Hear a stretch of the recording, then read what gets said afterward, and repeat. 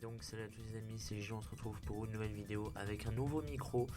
Je ne sais pas si ça va s'entendre, mais bon, voilà, j'espère que ça s'entendra, la qualité devrait être un petit peu mieux normalement. Et donc on se retrouve pour une nouvelle review d'Arc 5 épisode 105, donc le fameux Kaito vs Shun. Et donc bah voilà, tout simplement. Donc on va y aller direct après la preview qu'on avait eue la semaine dernière. Donc en fait Kaito au début de l'épisode il est en train de se battre contre des duelistes d'Academia en fait, pendant que Sayaka et Allen en fait le retrouvent, ils étaient à sa recherche et donc les Pinois le retrouvent, mais celui-ci il les ignore totalement, il dit qu'il a coupé les liens avec eux, donc ça ne sert à rien qu'ils reviennent le chercher comme ça quoi, ça ne sert à rien, et donc en fait il est en train de battre des duelistes de l'Academia, il est en train de les encarter, etc. Et en fait, Shun arrive pour essayer de le calmer. Et en fait, Kaito lui sort le typique ne te mets pas en travers de mon chemin, tout ça, etc. Et donc, Shun veut l'affronter en duel pour essayer de lui faire comprendre, etc. Et donc, voilà. Ça c'est un peu le prologue, si on veut. Il me semble que c'est ça. Non, prologue, c'est pas la fin. Non. La fin, c'est épilogue. Ouais. Il me semble que c'est ça. Bref. Et donc c'est au tour de... Enfin, c'est Shun qui commence le duel plutôt.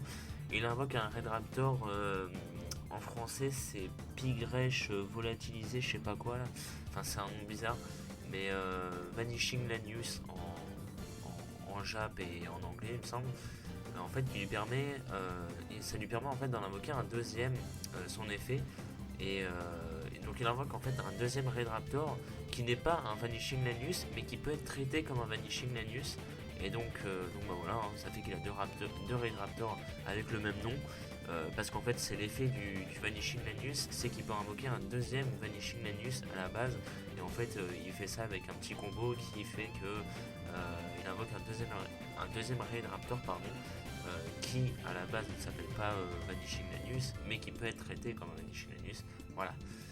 Donc il les superpose et il invoque le Raid Raptor Rise Falcon, le fameux, vous savez, comment on peut dire, le premier Raid Raptor de Shun, quelque part il en a 4, il a le Rise Falcon, le Blaze Falcon, le Satellite et l'Ultime, et je crois qu'il a que ces 4 là, il me semble. Donc là c'est le premier.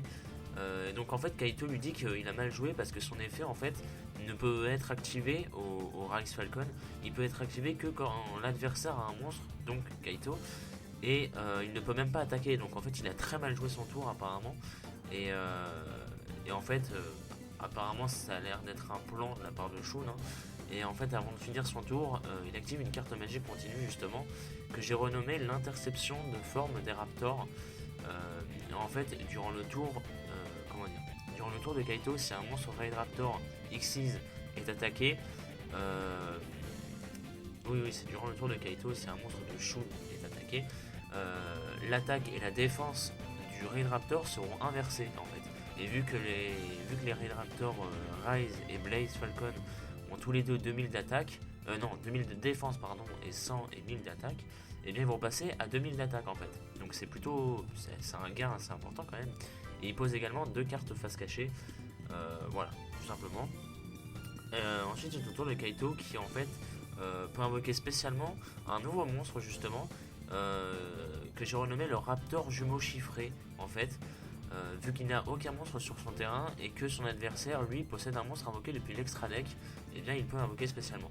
Il invoque également normalement une aile chiffrée, vous savez les fameuses, et donc il active son effet en la sacrifiant. Le Raptor passe au niveau 8 et en fait ça active son deuxième effet qui peut être traité comme 2 matériels Xyz. Donc bien évidemment il superpose en double si on veut, et il invoque donc le Galaxy Eyes de Cypher. Et donc il active également son effet à lui pour prendre le contrôle du monstre de Shun. Mais en fait l'autre effet de la carte magique de Shun s'active et du coup il peut une fois par tour annuler l'effet d'une carte quand un monstre Xyz Raid Raptor est ciblé en fait. Donc ça annule tout simplement l'effet du Galaxy Eyes. Et du coup Kaito il décide d'attaquer, 3000 face à 100 d'attaque, tu te fais pas chier quoi. Tu fonces et voilà. Mais avec la fameuse carte magique donc de Shun, ça passe l'attaque du Raid Raptor à 2000. Et il active également une action card de Shun, la fameuse action card miracle, qui l'empêche d'être détruit et réduit de moitié les dommages, donc il ne prend que 500 points de dommages. Donc, voilà. a quand même bien géré, je ne sais pas, mais il a bien, voilà, il a bien comblé, on va dire. Donc Kaito finit son tour avec 2 cartes face cachée. Et donc justement en fait Kaito lui demande s'il compte en utiliser tout le temps des action cards pour se sauver et tout.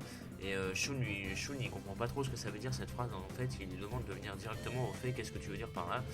Et Kaito lui dit clairement qu'il est devenu un lâche en fait pour avoir recours à ce genre de cartes et tout, parce que c'est comment dire, on va pas dire que c'est pas brillant, mais c'est pas tu te sers d'une carte random pour te protéger, et donc Kaito en tout cas lui ça ne l'intéresse pas, et donc il trouve que Shun est un lâche d'agir avec ce genre de carte.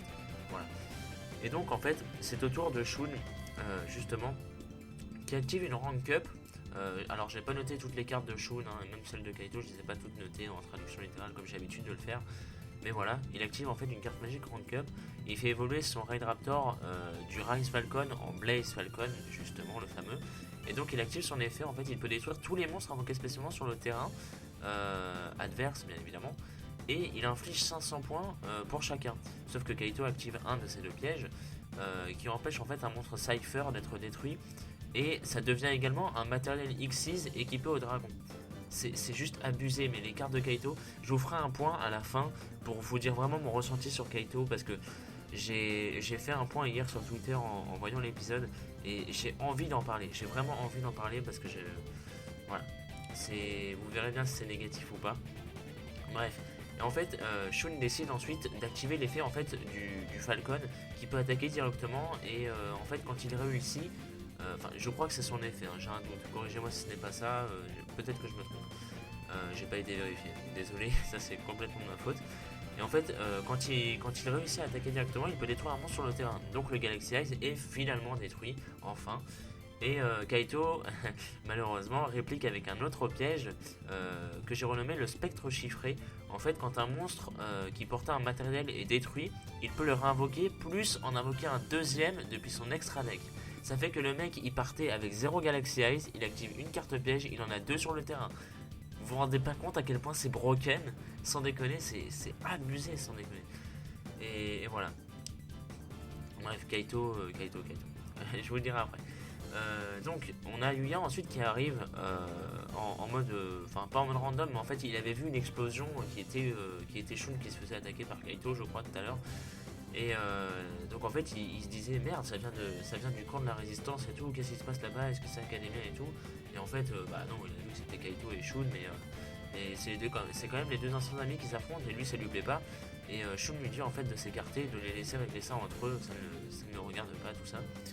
Et en fait c'est au tour de Kaito qui attaque le Blaze Falcon, ce qui active l'effet de la carte de Shun, qui passe donc l'attaque encore une fois à 2000 parce qu'il avait encore 2000 points de défense. Et par contre seulement pour la première attaque, parce qu'il a 2 Galaxy Eyes et ça augmente l'attaque du Blaze Falcon, ça ne l'augmente que pour la première attaque du Galaxy Eyes. Donc en fait, comment dire, et en fait il a 2000, si vous voulez le Raid Raptor il a 2000 d'attaque, et voilà, contre les 3000 du Galaxy Eyes. Et il active également une autre carte piège qui, en se débarrassant d'un matériel, empêche la destruction du Falcon. Et donc voilà, en fait, et sur les 2 attaques, en fait, c'est ça. Donc c'est un peu confus ce que je viens de vous dire, mais faut se dire, Kaito en fait attaque avec ses 2 Galaxy Eyes qui ont tous les 2 3000, et en gros, grâce à sa carte piège, le monstre de Shun est indestructible au combat durant ce tour, mais en fait pour la première attaque il a 2000 d'attaque, pour la deuxième il en a 1000, et donc en fait en tout il perd 3000 points de vie, donc il lui en reste plus que 500. Voilà, je pense que là c'est mieux expliqué, désolé de ne pas l'avoir fait plus tôt, mais voilà. Et donc Kaito pose une carte face cachée pour finir son tour, et donc c'est au tour de Shun. Kaito lui dit en fait parce que Kaito il est Shun est complètement, il est dos au mur quoi, il est vraiment, il est mal au point quoi, il est à terre tout simplement. Et donc Kaito lui dit qu'il ferait mieux d'abandonner vu la situation, et Shun lui dit en fait qu'il n'abandonnera pas tant que Kaito ne l'aura pas au moins écouté ce qu'il a à dire. Et en fait Yuto sur le coup, à travers le corps de Yuya, dit que c'est la première fois qu'il voit Shun comme cela, qui veut en fait, il veut dire ses propres mots à Kaito au cours de son duel, un peu comme Jack et Yuya à la fin de l'arc synchro, hein, souvenez-vous. Et donc voilà. Donc on a Shun qui en fait qui décide d'attaquer en enchaînant les action cards en fait. C'est-à-dire au début on peut se dire mais pourquoi il attaque, il est suicidaire en fait. Mais non, parce qu'en fait il a prévu un plan, enfin il mise un peu sur la chance avec les action cards en fait.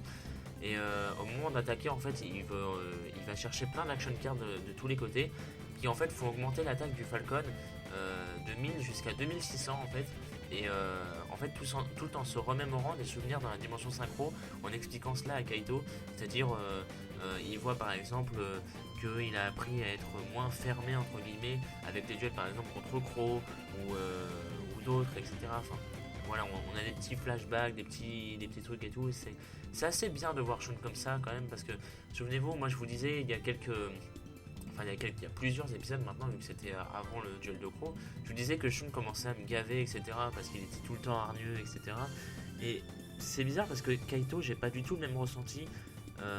Surtout parce que Kaito, ça fait même pas 10 épisodes qu'on le voit, alors que Shun, on s'est tapé sa haine pendant 70 épisodes, c'est bien chiant. Mais voilà, mais je sais pas, Shun là m'intéresse de plus en plus et j'aime bien. Non pas que j'aime pas les personnages qui sont trop shonen, enfin, non pas que j'aime les personnages qui sont trop shonen et j'aime pas les personnages qui sont trop hargneux, haineux, etc. Bien au contraire, en général c'est plutôt l'inverse, mais c'est juste que Shun au bout de 70 épisodes c'est un peu gavant. Donc voilà, mais bon là, vu qu'il est devenu un peu, je sais pas, je le trouve un peu plus réfléchi, etc. Il y a une espèce de développement du personnage qui est très sympathique, je trouve, en tout cas dans cet épisode. Je sais pas si ça va rester, mais voilà, c'est une petite parenthèse à part. Et donc en fait, oui, au moment d'activer sa troisième et dernière action card, vu le temps que le Falcon, attaque le Galaxy Eyes, en fait, la troisième action card, c'est un piège en fait. Enfin, c'est pas une carte piège, hein, mais c'est un piège dans le sens où, en fait, Shun, ne peut pas l'activer. Il peut que l'activer durant le tour de Kaito, en fait. Et donc bah, du coup, bah, clairement, il est baisé. Et donc, le Falcon se fait détruire par le Galaxy Eyes. Et Shun, bah, il lui reste que 100 points de vie, en fait. Donc, il est plutôt très mal barré, hein, même si d'habitude, on sait ce que ça veut dire quand un mec il lui reste que 100 points de vie, c'est qu'il va gagner le tour d'après. Sauf que Kaito lui dit que ça ne servait évidemment à rien, qu'il voit bien que là, il a fait tout ça pour que dalle, quoi. Sauf que Shun active une autre Magic Rank Up qui en fait est très très très stylé comme effet, je trouve. En fait, ça ramène le monstre détruit et permet de le faire évoluer en un monstre du double de son rang, en fait. C'est-à-dire que le Blaze Falcon, il était de rang 5, et bien là, il peut invoquer directement un rang 10 avec ça. Et donc c'est assez stylé comme combo. Et donc il invoque bien évidemment directement l'ultime faucon à 3500, le fameux qu'on avait vu justement contre Crow, hein. Et donc en fait il active également une carte piège. Il détache en fait, alors par contre il y a un truc que j'ai pas très bien compris, peut-être que vous aussi. En fait il détache le matériel et il peut attaquer tous les monstres de Kaito un par un, voilà. Il active également aussi l'effet du faucon en fait. Le truc c'est qu'en activant l'effet du faucon, il faut bien évidemment qu'il se retire d'un autre matériel. Et normalement il n'en a qu'un seul matériel en fait, c'est ça que je ne comprends pas.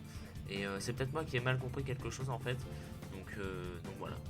Si jamais c'est le cas, désolé, enfin bref. Toujours est-il que Shun active l'effet de son falcon, enfin de son faucon, pardon, qui en fait peut réduire de 1000 les points d'attaque adverses. Donc c'est assez pédé. Et donc il attaque. Ça veut dire qu'en fait, si ces deux attaques réussissent, il va infliger 1500 points à Kaito pour chacune des attaques, donc Kaito aura perdu. Mais bien évidemment, vous en doutez que non. Kaito active alors l'effet d'un monstre Cypher depuis sa main en fait. C'est un effet absolument broken, vous allez voir. En fait, il peut l'envoyer au cimetière, ainsi qu'une carte de son terrain au cimetière. Et en fait, il peut ramener le Galaxy Ace qui a été détruit. Parce qu'en fait, Shun a réussi sa première attaque. Et là, on parle de la deuxième offensive. Je suis désolé, je n'ai pas précisé ça. Et en fait, il peut ramener le Galaxy Ace qui a été détruit précédemment. Et il active également l'effet de sa carte piège qui a été détruite depuis le cimetière, en fait. Qui est une carte nommée le clone chiffré, un truc comme ça, je crois. Et en fait, il peut envoyer une carte magique depuis son deck à son cimetière et l'activer en même temps, en fait. Et bien évidemment, vous vous en serez douté, il s'agit de l'interférence chiffrée, la fameuse carte qui double les points d'attaque quand il y a deux monstres de même nom sur le terrain. et donc ça active l'effet de l'interférence chiffrée, et donc l'un des deux Galaxy Eyes passe à 6000 d'attaque, et Shun il perd parce qu'il est obligé de l'affronter, celui qui a 6000 d'attaque. Donc Shun a perdu le duel, les amis. Voilà. Et en fait, pendant ce moment, en fait, enfin, avant un petit peu la fin du duel, Yuto en fait est en train de parler au travers de Yuya, et tout le monde se demande pourquoi il parle comme ça. Enfin, on voit clairement en fait Yuto explique ses souvenirs, en fait, il explique clairement des souvenirs à travers de Yuya, mais on se dit comment Yuya fait pour savoir ça, c'est pas possible. Et en fait Yuya se décide à leur expliquer que Yuto se trouve en lui, en fait, et donc bien évidemment ça surprend tout le monde. Et donc en fait après le duel, Kaito veut encarter Shun carrément. Enfin, quand je dis encarter, vous m'avez compris, hein, il veut mettre dans une carte comme les mecs d'Academia. Mais en fait Sayaka à ce moment là, en fait pendant tout le duel, elle était à moitié, comment dire, elle n'était pas tétanisée, Sayaka, mais elle était très elle avait à moitié les larmes aux yeux, Sayaka, pendant tout le duel, en fait. Et là elle hurle en pleurant, en fait, en lui suppliant de ne pas le faire. Et en fait elle dit que c'est elle qui est responsable de la disparition de Luli, en fait, parce que et on voit un flashback à ce moment là, elle était présente, en fait, lors du duel Yuli contre Luli, justement. Et en fait elle n'a pas osé aller la sauver de Yuli, justement. En fait on voit Yuli qui est en train de faire un duel contre Luli, et qui lui dit que si jamais tu perds, tu viens avec moi, ok, tu poses pas de questions, etc. Et on voit Sayaka, en fait, qui était derrière un mur et tout, en train de les regarder, mais elle avait trop peur, elle osait pas aller aider, en gros, Luli. Et donc bah voilà, elle avait trop peur, et donc elle a vu en fait Luli se faire attraper par Yuli, mais elle a rien pu faire du coup, et voilà. Et en fait Kaito, sur le coup, il était déter à encarter Shun, justement, et puis bah finalement il décide de repartir, il s'en fout un peu, et donc voilà. Donc c'est une fin d'épisode avec pas mal de révélations et en même temps pas mal de confusion, je trouve, mais voilà. Et donc la preview, les amis, je sais pas si je vous parle de la preview de Kaito avant, en fait. Si, ouais, je vais vous parler de la preview avant, parce que la preview est beaucoup trop énorme. Mais vraiment, les amis, l'épisode de la semaine prochaine risque d'être le meilleur épisode d'Arc 5 qu'on a eu jusqu'à ce jour, honnêtement. Je dis bien peut-être, c'est pas une certitude, mais il y a de très fortes chances qu'il soit vraiment excellent, surtout en termes d'histoire, en fait, en termes de ce qu'on appelle nous le plot, c'est-à-dire l'histoire, le développement de l'histoire. Et en fait, je sais même pas pourquoi commencer, tellement il y a trop de trucs à dire. En fait, on y voit beaucoup d'élèves d'Academia qui sont sous les ordres d'Aster et de Léo, et en fait, il y a Alexia, en fait, qui explique à Yuzu que le vrai plan de Léo n'est bien évidemment pas d'unir les dimensions, comme ils n'arrêtent pas de le dire, mais de les contrôler, tout simplement. Donc ça, c'est déjà une révélation dans la preview, c'est quand même assez chaud. Mais bien évidemment, on aura beaucoup d'autres révélations dans l'épisode à venir. Et en fait, on voit à ce moment-là que c'est apparemment une dueliste Slifer d'Academia qui aurait expliqué cela à Alexia, en fait, en étant en train de pleurer, en fait. Enfin, moi j'en ai déduit que c'était ça. Et on voit aussi Yuli qui semble être arrivé à l'école Yusho d'Academia, là où il y a Yuzu, Alexia, etc. Et qui va livrer un duel contre des élèves. Et c'est pas juste pour du spectacle. On connaît Yuli, c'est vraiment pour capturer Yuzu qui va là-bas. Donc c'est pour ça que l'épisode de la semaine prochaine va clairement être un épisode full Academia, full révélation. Ça va être juste énormissime. Et vous savez pas à quel point j'ai hâte de voir ce putain d'épisode. Ah là là. Donc là, pour le coup, la hype est grandiose. Et on va tellement en apprendre, Et donc voilà, c'est pour ça que j'ai vraiment hâte d'être à l'épisode de la semaine prochaine, parce que va y avoir le plot qui avance, va y avoir Academia en général, va y avoir Yuli. Je sais pas, c'est trop de choses que j'adore, ça va être énormissime. Voilà. Et donc voilà, donc pour ceux qui veulent quitter la vidéo, vous pouvez. Maintenant, je vais faire une petite parenthèse sur Kaito. Le Kaito, pas de Sexal, mais le Kaito spécifiquement de Arc 5.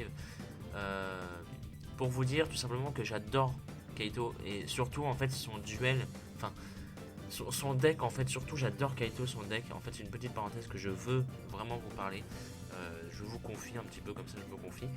En fait, je trouve qu'on a eu, comment dire, extrêmement peu de personnages comme ce Kaito là. Dans toutes les générations de Yu-Gi-Oh! On a eu très peu de personnages aussi bons, enfin avec un aussi bon deck que Kaito en fait. C'est-à-dire, je m'explique. On a par exemple, on a plein de personnages qui sont très forts dans l'univers de Yu-Gi-Oh! Dans l'anime de Yu-Gi-Oh! Dans toutes les générations. Ça, bien évidemment, on est tous d'accord là-dessus. Même surtout les héros en général, surtout Yugi, Yusei, enfin, même si, je veux dire, quand on y pense, Yugi, Yusei et même Jaden, qui pourtant Jaden est mon personnage préféré, hein, vous le savez tous, enfin, normalement vous devrez le savoir, euh, pourtant ils ont toujours gagné avec de la chatte quand même, enfin avec de la chance, désolé pour le mot, mais voilà. Ils ont toujours gagné en utilisant de la chance, surtout Yugi qui pendant plusieurs saisons d'affilée gagnait en trichant complètement, c'est-à-dire les effets n'étaient pas respectés ni rien, donc voilà. Mais il n'y a pas que Yugi, il y a aussi Jaden à chaque fois il piochait la bonne carte au bon moment. Il y a eu pareil aussi avec Yusei à quelques moments, alors à moins de moments je crois avec Yusei. Il y a eu plein de fois ça avec Yuma c'est même peut-être même le pire parce qu'il gagnait tout le temps avec de la chance Yuma. Mais quoique il y a des fois où il avait des vraies strates aussi Yuma quand même. Mais il y a énormément de duelistes qui ont gagné comme ça, avec de la chance ou comme ça et tout. Et je sais pas, mais Kaito me fait absolument pas du tout cette impression. Alors, pas dans Exal, mais dans Arc 5. C'est-à-dire qu'on a vu 2 duels avec Kaito, et à chaque fois, il arrive à faire des putains de combos avec des cartes ultra broken. Mais enfin, je veux dire, en fait, il a pas de chance Kaito en soi, il a juste des cartes très fortes, et il arrive à faire des combos très bons et très bien enchaîné en fait. Mais jamais il a. Enfin, en tout cas, dans ce duel face à Shun, jamais il a eu de chance. Jamais, par exemple, il a tiré la carte au bon moment et tout. Bon, par exemple, pour le duel face à Uya, oui, parce qu'il avait tiré une autre paire d'ailes chiffrées, donc il pouvait invoquer le Galaxy Eyes. Mais sinon, en général, et encore, ça c'est peut-être pas de la chatte, dans le sens où c'est un combo en soi. C'est pas forcément de la chatte, c'est pas genre une carte qui va tout renverser, genre une carte magique ou un truc comme ça, comme une rank up ou un truc comme ça, vous voyez ce que je veux dire. Tandis que là, et là surtout sur le duel face à Shun, à chaque fois que Shun faisait un truc, Kaito avait un truc pour préparer le truc d'avant. Par exemple, quand son Galaxy Eyes était détruit, il pouvait le ramener et remettre une unité de couverture, comme ils appellent ça, un matériel Xyz sur le monstre pour qu'il réactive son effet. Enfin, je veux dire, c'est des cartes qui ont des effets extrêmement forts, mais il les joue ultra bien en fait. Et c'est ça que je trouve absolument incroyable, c'est parce que on a tellement rarement de fois ça dans l'animé du Yu-Gi-Oh! Que voilà, j'estime qu'il faut en parler en fait. C'est-à-dire, même en tête là, je n'ai pas de souvenir de dueliste aussi bon que Kaito sans avoir recours à de la triche ou à de la chance. C'est-à-dire, je sais pas, il y a peut-être Kaiba, mais encore, j'ai même pas en tête les duels de Kaiba. Je sais pas pourquoi en fait depuis hier soir, depuis que j'ai vu l'épisode et que j'ai cette truc en tête, j'ai cette opinion en tête, je pense à Crow, mais Crow je sais pas en fait s'il a eu de la chance ou pas. En fait ça se trouve ça vient de l'archétype aussi hein, parce que l'archétype de Crow est très complet si on peut dire. Je sais pas vraiment si c'est le bon terme, mais dans le sens où pareil c'est très fort en fait. Mais voilà, enfin je sais pas si vous m'avez bien compris en fait. Mais tout ça pour dire que il y a très peu de duellistes aussi bons que Kaito, je trouve, dans l'anime du Yu-Gi-Oh! En tout cas, que le Kaito de Arc 5, pour l'instant, bien évidemment, grosse parenthèse, enfin, pas grosse parenthèse, mais grosse précision. Pour l'instant, en tout cas, pour l'instant, Kaito, pour moi, ne triche pas, n'a pas de chance particulière. Il a juste les très bonnes cartes, il arrive à très bien les jouer au moment où il faut et à très bien les enchaîner. Et ça, je trouve ça juste magnifique à regarder. En termes de duels, c'est-à-dire les duels en général j'aime beaucoup ça, j'aime beaucoup les regarder et tout, mais quand il y a je sais même pas si on peut appeler ça une strat et tout, je sais pas, mais je trouve ça juste magnifique, sans déconner, je sais pas, ça me met des étoiles dans les yeux tellement j'adore ça. Je sais pas si c'est ma passion, comme je le disais sur Twitter, je sais pas si c'est ma passion pour le jeu de cartes qui ressort ou pas, mais j'adore ça bordel. Et je sais pas, je trouve que c'est beaucoup trop peu de fois fait dans l'anime Yu-Gi-Oh! En gros, de voir un mec bien gérer son deck sans pour autant utiliser de la chance ou un truc comme ça, parce que Je veux dire, même moi qui adore Jaden, comme je vous l'ai dit, Jaden, plein de fois, il gagne par la chance en tirant la bonne carte au dernier tour. Et Kaito, c'est même pas ça. Kaito, c'est il arrive à tout enchaîner. Il a des bonnes cartes pétées, il active les effets au bon moment, etc. Et ça mène à un combo ultra pété en fait. Mais je sais pas, en aucun cas, je trouve qu'il y a du cheat en fait. Et en tout cas, dans ce duel là face à Shun, et ça m'a juste ultra impressionné. Et je me suis dit, il faut que j'en parle. Il faut vraiment que j'en parle. Bref, voilà. Donc, désolé pour cette grosse parenthèse, mais je me devais d'en parler. Je suis désolé, j'avais envie. Voilà. Désolé si ça vous a fait chier. Désolé si, voilà, au pire vous avez quitté la vidéo. Voilà. Mais pour ceux qui n'ont pas quitté, n'hésitez pas à me dire votre avis justement sur ça dans les commentaires. J'ai très envie d'en débattre avec vous. Mais voilà. J'adore, putain. Et, et donc, bah, voilà, merci à vous d'avoir regardé. Et puis bah rendez-vous. Oula, je sais pas du tout quand. Parce que normalement il y a une review d'Exira qui doit sortir samedi, mais je serai en stage donc je ne pourrai pas la faire. Peut-être qu'elle ne sortira que dimanche, ou alors le samedi d'après. Oh j'en sais foutre rien. Donc je vous tiendrai au courant sur les réseaux sociaux et puis voilà. Voilà, donc merci à vous d'avoir regardé. Et puis bah des bisous. Allez.